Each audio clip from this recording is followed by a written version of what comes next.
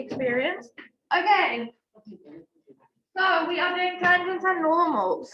Okay, guys, if you were to find the equation of a tangent, now we haven't done it in AP necessarily, but we have done it in core. Did we do it in core? Yeah.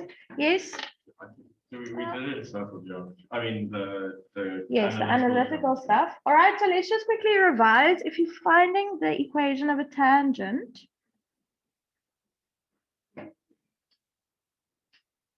now keeping in mind that a tangent is a straight line, so y equals mx plus c. All right, it would have to be of that form. Now, guys, I do want to use this opportunity just to teach you a different formula, which you might have done in earlier grades. Probably not, because you've been with me since grade 10. There is another formula, and this is one that they are using in the answer series. And in some cases, this formula is actually quicker to use, all right, which is why I think it is useful to just show it to you. Now, what the m is here is exactly the same as in the other formula. It's the gradient. But now we're there using x1 and y1. That represents the coordinates of the point that you're subbing in. All right, so usually what we do when we're finding the equation of a straight line, we find the gradient in whichever way, depending on what information they've given us. We find the gradient, then we'll write like y equals 2x plus c, for example. And if we can't tell what c is just by looking at the graph or the information that's given, we would sub in a point, right, the x and y values. So x would go there, y would go there. We would solve for c, and then we would rewrite the equation. Right, if you're using this formula, you can just sub your x and your y values in straight away, multiply m into the bracket, and move the y1 over. And there you have your equation. All right, so it's almost more of a one step, not really one step, but you don't have to solve for c and then write it out. You literally just plug the point in and you move the y over, and then you have your equation. All right, so we're going to practice using this one. I think you have had more than enough practice using this formula. Let's practice this one. We want to work on our time management, all right? So let's practice a method that is perhaps a bit quicker. You're just not used to it. Now, guys, for the tangent, are we all okay with the concept that the gradient of the tangent is the derivative of the curve?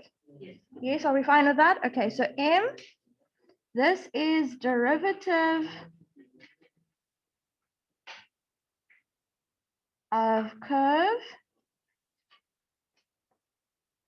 So you'll take whatever the curve equation is, you'll find the derivative of that. That will usually have an x in it, all right? Or when we did implicit differentiation, sometimes your derivative might have an x and a y in it, all right? Do we remember that? We have found derivatives, we have an x and a y. Now, in order to get the gradient of the specific tangent, you would have to sub in the x value or possibly the y value at the point of contact, all right? So I'm going to write here that it is the derivative of the curve at point of contact. So we'll do some examples, one where we just have an x, one where we have an x and a y, and then you can see how we do that. And then if you're finding the equation of the tangent, then you would sub in the point of contact after finding m. All right, so this is almost like your first step. So I'm just going to make a then arrow here. Sub in point of contact. That's when you're finding the tangent.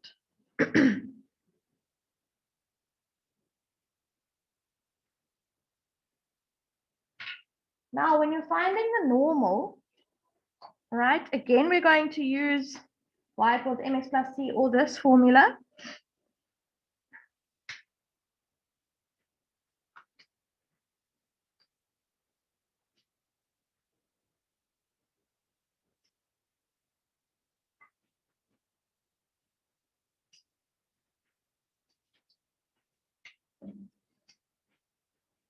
Your first step is again going to be to find the gradient of the tangent. All right, so again, you're going to find the derivative of the curve You're going to sub in the point of contact. What do we know about the relationship between the tangent and the normal? They are perpendicular, hey? Remember that's what we wrote up there? A normal is a line passing through the point of contact, so that's what we're going to sub in, all right? But it is perpendicular to the tangent. So if we have the gradient of the tangent, then we know that if we multiply the gradient of the normal by that, it must equal -1. So that's going to be our second step. We're going to use this, the fact that the gradient of the tangent multiplied by the gradient of the normal is equal to -1, sorry, oops, -1. We're going to use that, and then that will allow us to find the gradient of the normal. Okay, we'll do some examples now. But guys, that's almost like what you did when you had to find the equation of the tangent in circle geometry and analytical. Do you guys remember? You had to find the gradient of the radius and then use the fact that the radius and the tangents are perpendicular to each other to get the gradient. All right, so we're doing the same kind of thing. And then step 3 would then be to sub in the point of contact.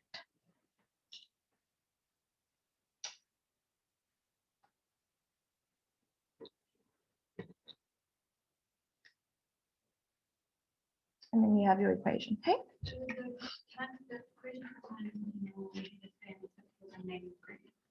Well, not necessarily, because it will have a different y-intercept as well. So you're doing basically the same method, you're just doing like an in-between step. And then because this value is different, when you sub the same point in, it will give you a different C value. Okay, can we do some examples? Yes, Sinjin. Do we have to sub in the point of contact we use on the word same on, like it reflects over the y, the x-axis? Yeah, I suppose that would be easier to do if you have a diagram, but yeah, it should work. Okay, worked example. Let's just do some examples quickly. So we're going to just do 2 of them, just so that you can see. And now, guys, obviously the thing that makes these types of questions more difficult than the ones that you can get in core is the type of derivatives that you need to find. All right, so we are doing all the same applications of calculus than we do in core, but obviously we can do trig derivatives or Lin derivatives or chain rule or that. All right. So number 1, determine the equation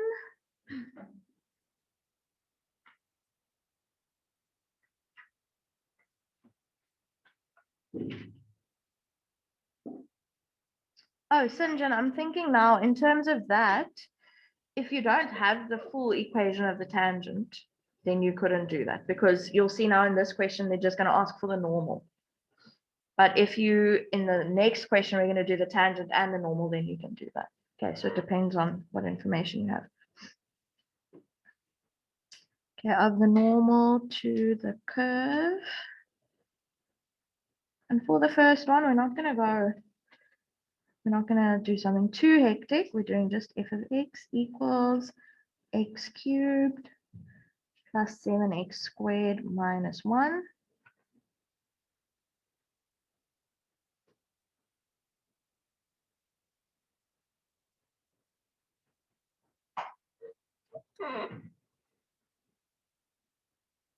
Now, guys, I have seen a question like this in a core exam, but then in the question, they explained what a normal is. All right? Because if you think of it that way, it's basically just an application of knowing how to find a gradient of a perpendicular line and then knowing that you have to sub it in, because this derivative is like a core derivative that you can do. Okay, so yeah, it is possible, but then they would have to explain what a normal is. They would have to say that it's perpendicular to the tangent. Okay, we're finding the equation of the normal to the curve f of x, all right, at the point 1, 7. So now we would have to find f dash x first. Remember, we're finding the gradient of the tangent first. And to find the gradient of the tangent, we need to do the derivative. So the derivative of x cubed is 3x squared plus 14x. All right, now the gradient of the tangent is going to be f dash of 1, We were actually subbing in the x value of the point of contact, right? So you can write it out if you want, maybe just because it's the first example, that's a good idea. Gradient of the tangent is the derivative where x is 1. So we can write it like that. Now, obviously, for mark purposes, you wouldn't have to actually write the substitution down, but let's just do it. And that will give us 17.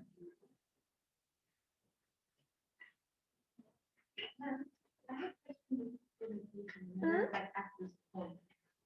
we said dy over dx, then we put that x, we put that x equals 1. I would just write it in. So I would write like x equals 1 and then colon and then dy over dx.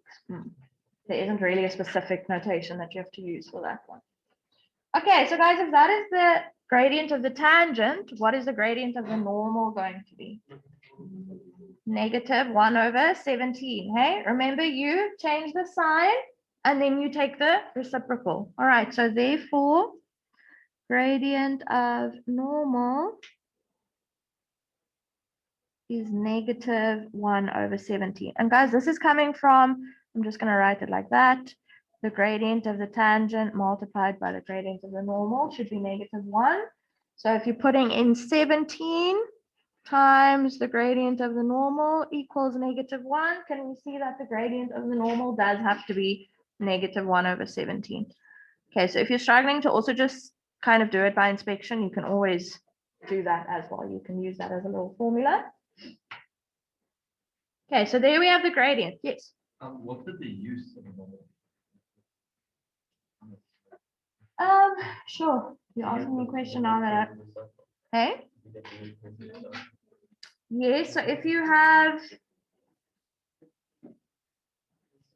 have multiple, if they're giving you more than one tangent and you're finding more than one normal, then the point of intersection of those two will be the center of the circle. They usually don't go that far though. Hey? Yeah, because a normal would always be, the normal is basically going to be like your radius. If that makes sense, because a radius is also perpendicular to a tangent. Also, I moved around, I forgot the thing for perpendicular line. Would they be carried on? Well, if you did that in a test. Yeah, you would. Okay, yes, they would. All right, guys, now we found our m value. Let's practice using this formula, okay, because you haven't used it before.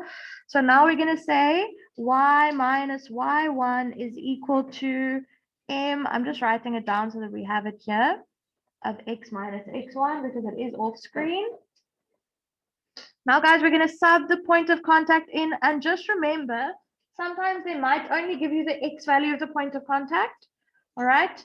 In order to sub it in, you obviously need the y value as well. So how would you find the y value of the point of contact? Sub it into the original function. All right. This does seem familiar to me. I feel like we did it quite recently in core. Hey, am I imagining things? Okay, maybe you guys are. All right, so now we need to sub this point in, guys. So this 1 is now the x1 value, and 7 is the y1 value. Right, so we're going to say y minus 7 equals, so we're doing y minus y1. Negative 1 over 17, that is the gradient, times x minus 1. Okay, now I'm just going to quickly multiply that in. You don't have to do this as a separate step, but again, just because it is our first example. So we're multiplying it into the bracket. So that's going to give me plus 1 over 17. And now we just need to move the minus 7 over. It's going to become plus 7.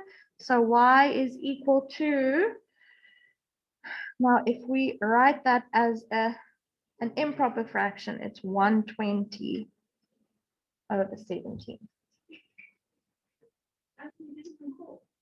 Yes? What do you mean, use this formula? Yeah. Yeah, you can.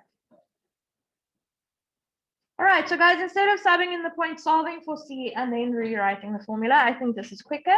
All right, it's now just a case of getting used to using it. I do think that this is on the formula sheet. Let me actually check that just quickly. Yes, it is. So there is the usual one that we've been using. That is the other one. Yes, So now I'm confused, what did we just find? the equation of the normal. Okay, and that formula can be used to find the tangent. Because if you So just this go formula for- can be used to find any straight line equation, because all you're going to do is you're going to sub in a point on that line and the gradient of that line. All right, so this can be used for tangent, a normal straight line, or the normal. Sorry, I said a normal straight line. I mean No, just no, any. I mean just any straight line equation. Yes. Okay, is that fine, guys? All right, example 2.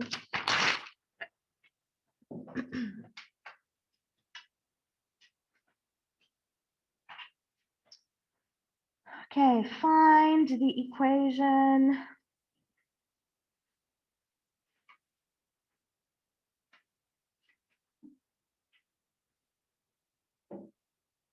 of the tangent and the normal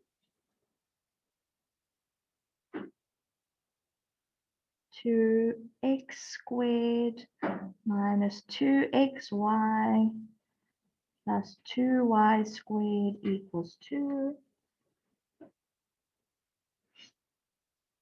at x equals 2.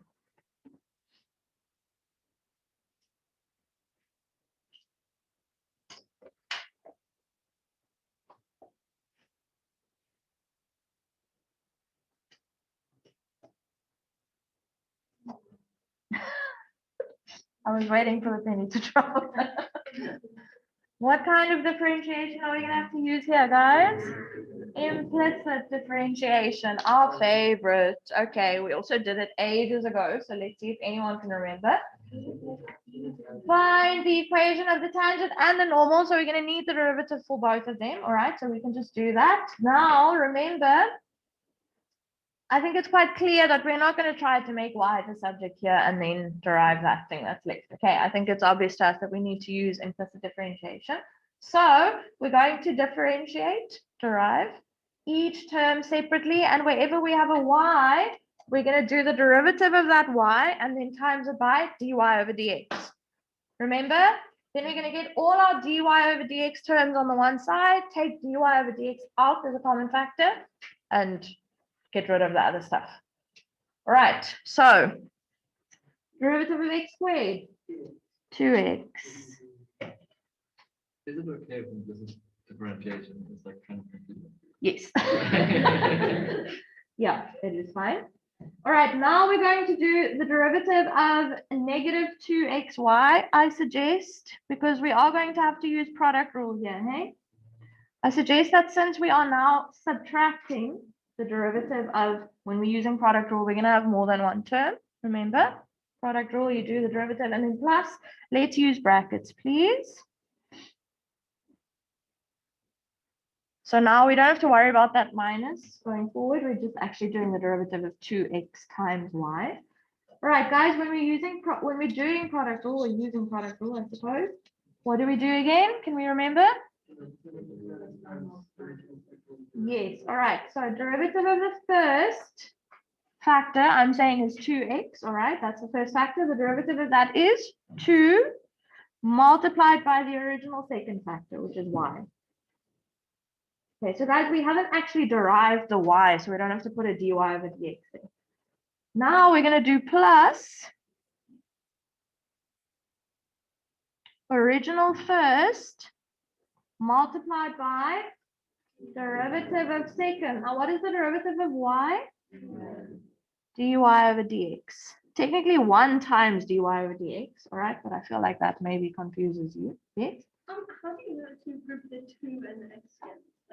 Like, Well, it wouldn't change your answer if you grouped them in a different way. Your terms would just be in a different order. Okay, so it's up to you. Okay, so that is the derivative of the second term using product rule. Now, the third term only has y's, All right, so that's nice. We don't have to worry about product rule or chain rule or anything. Well, technically chain rule, but the derivative of 2y squared is going to be 4y, but then because it's y's, we have to multiply it by dy over dx. Equals, what's the derivative of 2? 0. I like that enthusiasm. Okay, let's quickly just multiply that. Let's multiply the bracket out here. So we have minus 2x dy over dx plus 4y dy over dx equals 0. Yes, Justin? What was the second dy over dx? Mhm. Okay. Is that the chain rule? Yes, remember when that whole note that I wrote and everything has gone missing. When we did that first example, remember when we substituted y with f of x? Then it was a bit easier to see the whole chain rule thing. So if you're doing the derivative of f of x squared, right, it's going to be 2f of x times derivative of x. So now if you substitute this with y, it's going to be 2y times the derivative of y. Okay, so it's coming from that. All right, guys, now here we need to isolate the dy over dx terms, all right, and move across the others, and then take out dy over dx as a common factor. I'm going to do it all in one step. I hope you guys don't mind.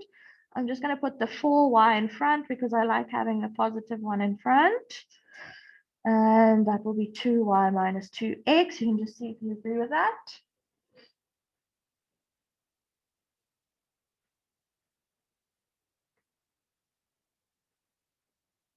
Yes, is that fine?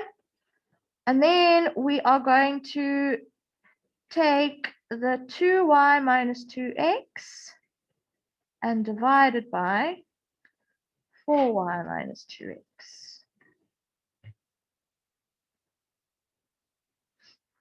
Obviously, we can take out common factors there. We can divide through, all right? Do you want to do that? You want to take out a common factor of 2? So I'll be left with y minus x over 2y minus x, okay?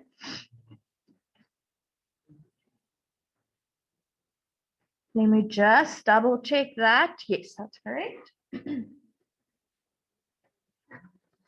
Okay.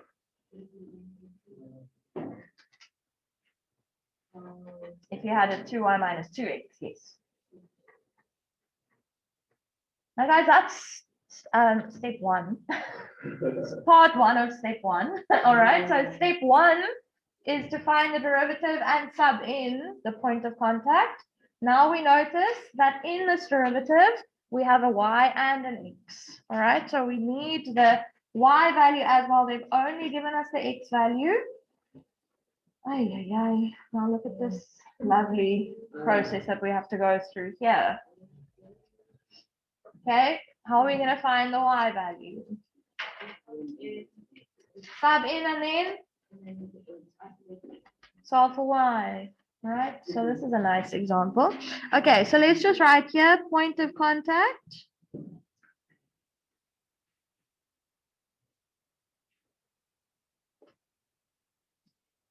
We know that the x value is 2.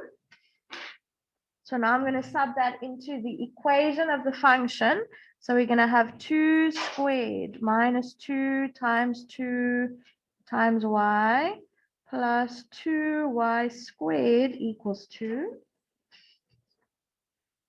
I have 2's coming out of my ears now. All right, so if we multiply out, blah, blah, blah, we are going to end up with the following. And you're just going to have to take my, oh, bless you. You're just going to have to take my word for it. We end up with this. Right, y squared minus 2y plus 1. Right, if we multiply out and divide through and blah, blah, blah. Yes, Grace? But what was I to read for? Okay, yeah, I suppose because this is AP, you can go straight from that to the answer. That is true, all right? So you could just use your calculator here, but the maths teacher in me just wants to show you this, all right? That you must factorize it. And then from there, we can see that y is equal to 1.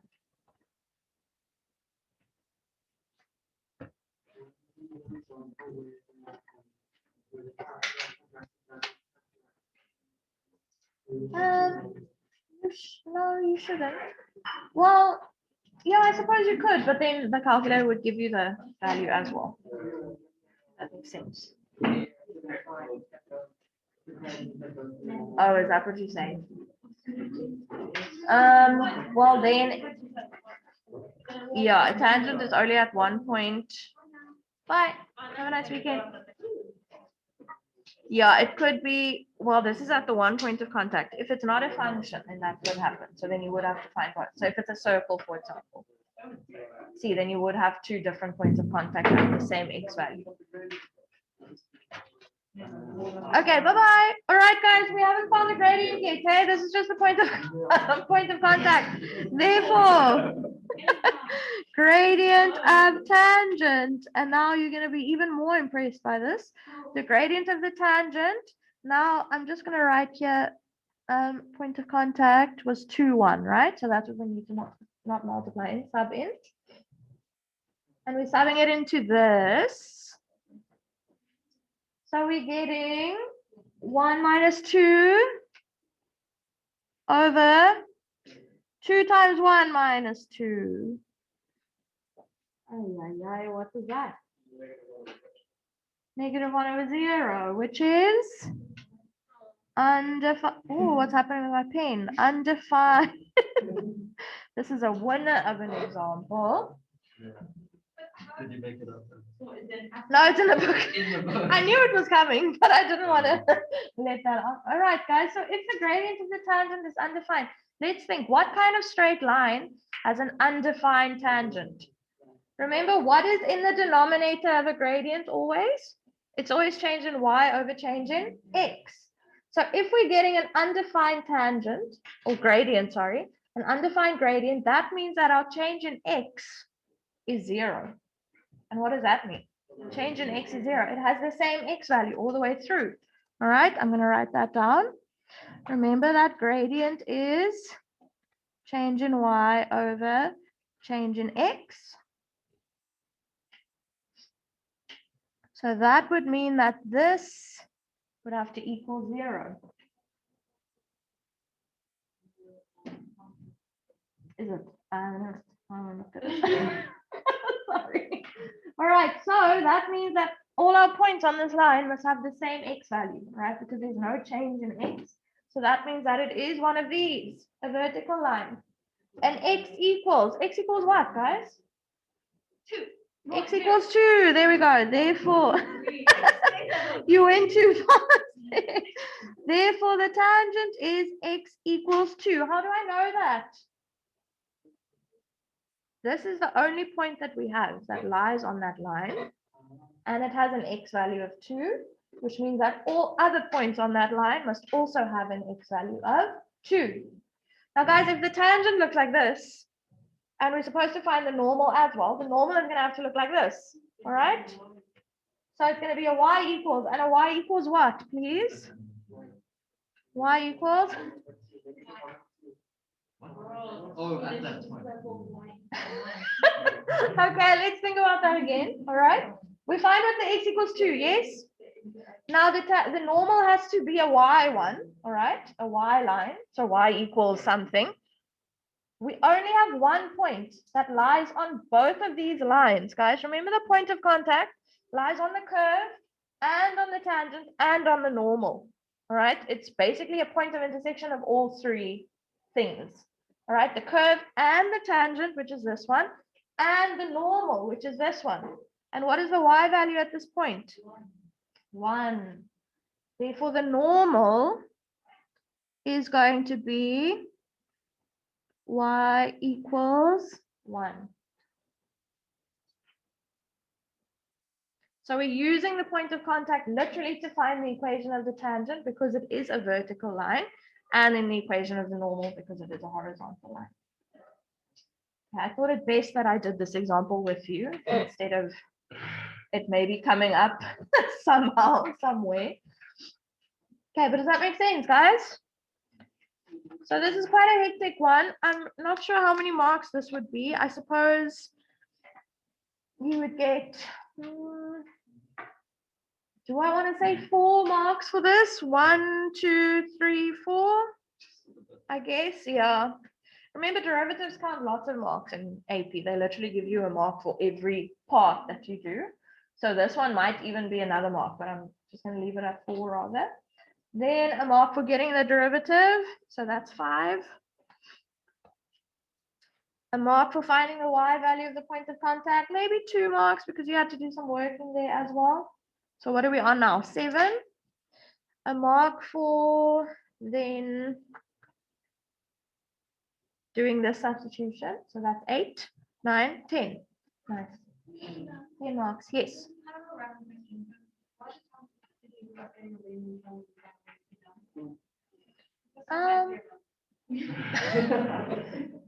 We can look at a couple now quickly. They are. Oh, are they? Where will I find them?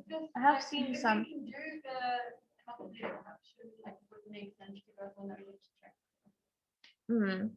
I'll take a look now. There's also another kind of like long-winded method, which is Newton's method, which we must still do. And Newton, I'm sure you all know and love him. All right, so they often alternate between those two, but I'll take a look. Okay, guys, you are doing exercise 15.13.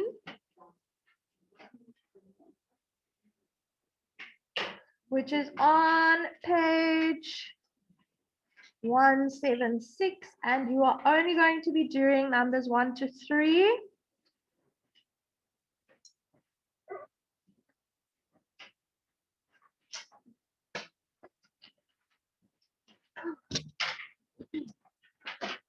Okay, then when I see you guys again, we have a lot of stuff to mark, but then we're going to talk about some continuity and differentiability, which is nothing new. It's the same stuff that you did last year. Now we're just doing more difficult derivatives, right? Basically. And then after that, we're going to do a bunch of exam questions, which is nice. And then we're doing some applications. So again, optimization and that stuff, but just in AP. Okay, you have 10 minutes, guys.